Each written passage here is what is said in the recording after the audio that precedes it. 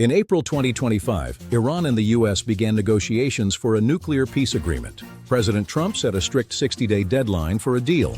After the deadline passed, Israel attacked Iran, igniting a war between the two countries. On February 28, 2026, the U.S. and Israel launched Operation Epic Fury against Iran.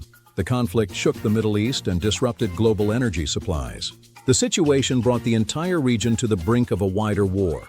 A ceasefire brokered by Pakistan finally halted 40 days of U.S.-Israeli attacks. Iran allowed the resumption of shipping, easing the global oil price crisis.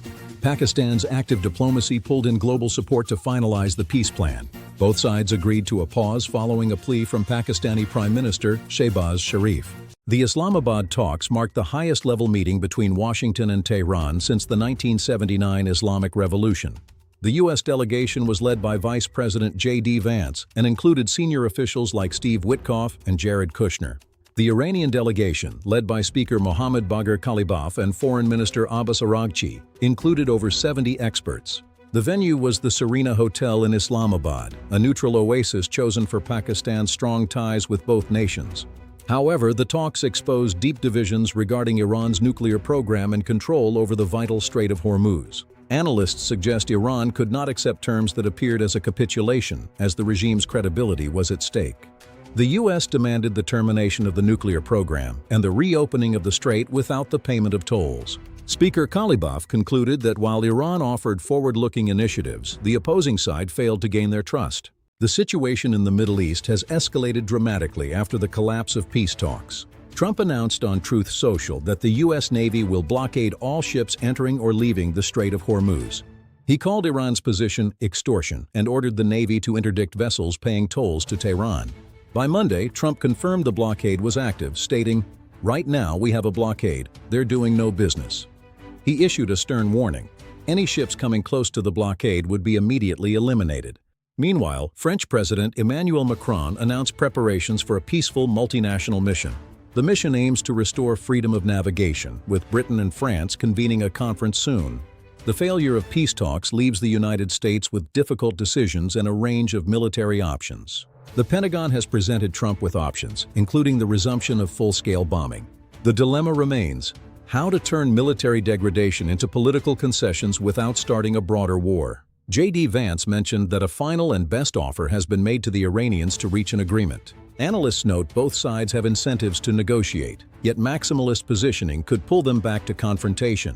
Tensions are reaching a breaking point in the Persian Gulf as the United States imposes a naval blockade on Iranian ports. While ships can pass through the Strait of Hormuz if unrelated to Iran, the U.S. maintains it is not restricting general navigation. Iran has labeled the move as piracy, warning of a severe response to any military presence near the strategic strait.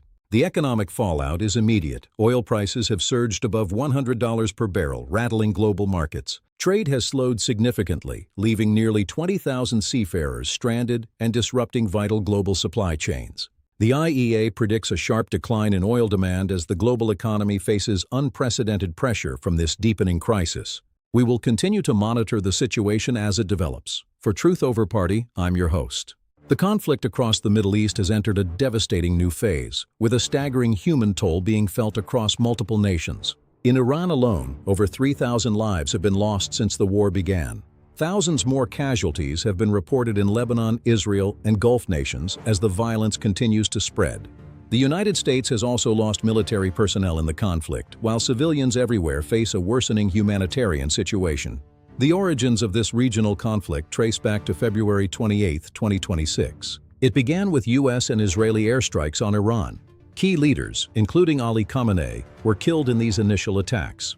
Iran's response, missile and drone strikes, along with the closure of the Strait of Hormuz, rapidly escalated the crisis. Rooted in years of internal protest and government crackdowns, the situation remains fluid. We will keep you updated as events unfold. Efforts are ongoing to restart negotiations between the U.S. and Iran. Pakistan has offered to host talks in Islamabad. Donald Trump stated that Iran is willing to make a deal. There is discussion about extending the ceasefire for 45 to 60 days. However, disagreements over nuclear issues remain a major obstacle. Diplomatic progress is still uncertain. The conflict has expanded into Lebanon, making the situation more complex. Hezbollah continues to be actively involved in fighting. Talks between Lebanon and Israel are planned but face opposition. Hezbollah has rejected any direct engagement with Israel. This adds tension and reduces chances of peace. Lebanon remains a key front in the conflict. World leaders have called for peace and diplomatic solutions as international reactions to the conflict intensify. Xi Jinping proposed ideas for stability in the region, while Sergei Lavrov criticized U.S. actions. Antonio Guterres urged dialogue and respect for global navigation. Meanwhile, the UK and France proposed a joint mission to secure trade routes. Global concern over the conflict continues to rise as the situation remains volatile.